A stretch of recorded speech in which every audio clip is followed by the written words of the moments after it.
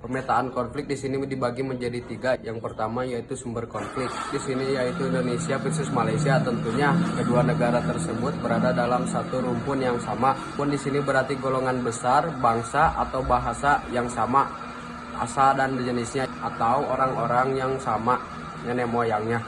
Namun walaupun bertetangga dan berada dalam satu rumpun, intensitas konflik antar dua negara ini amatlah tinggi. Yang kedua yaitu isu konflik. Terkait dengan hal tersebut, Blok Ambalat yang secara geografis langsung berbatasan langsung dengan negara Malaysia yang kaya akan potensi sumber daya alam, menjadikan Blok Ambalat menjadi rawan konflik.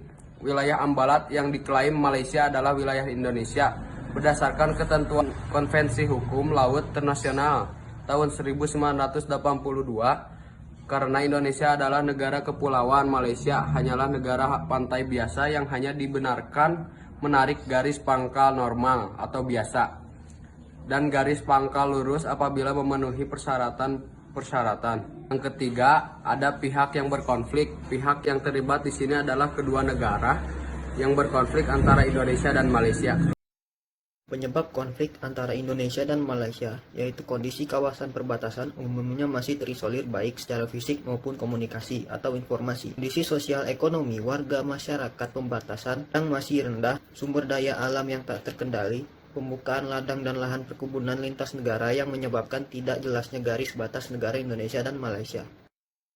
Menurut Lewis E., akar konflik yang terjadi di masyarakat dikarenakan adanya kelompok lapisan bawah yang semakin mempertanyakan legitimasi dari keberadaan distribusi sumber-sumber langka. Dan tentunya Lewis E. Koster melihat konflik Indonesia versus Malaysia dan menilai bahwa konflik antara kedua negara tersebut tidak selalu bersifat negatif, namun konflik juga dapat mempererat dan menjalin kerukunan dalam suatu kelompok. Tentunya dengan konflik tersebut pasti memiliki dampak, dan dampak konflik di sini ada 2, dampak positif dan dampak negatif. Dampak positif: 1. Adanya konflik tersebut akan membentuk solidaritas sosial antar individu, kelompok, dan masyarakat agar menjadi semakin kompak. Kedua, konflik dapat menjadi media untuk berkomunikasi. Ketiga, tentu saja dengan adanya konflik tersebut akan memberikan hasil atau jalan keluar atau keputusan terbaik sesuai dengan keinginan dan konsensus atau kesepakatan bersama. Selain adanya dampak positif, ada juga dampak negatif. Yang pertama, konflik tersebut dapat menimbulkan perpecahan. Kedua, menyebabkan permusuhan dan pertengkaran. Ketiga, berubahnya kepribadian para individu ke arah yang negatif.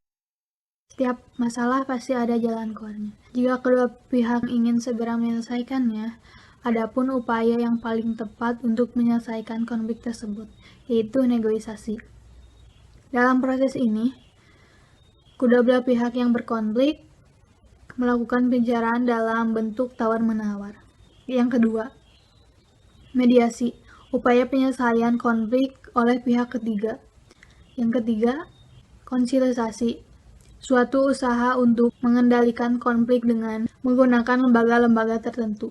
Yang keempat, arbitrasi, suatu upaya penyelesaian konflik yang dilakukan melalui pihak ketiga dengan memberikan keputusan yang harus ditaati dan diterima oleh kedua belah pihak yang sedang berkonflik. Yang kelima yaitu stalemate, apabila kedua belah pihak memilih kekuatan seimbang, kemudian berhenti pada suatu titik dan tidak saling menyerang.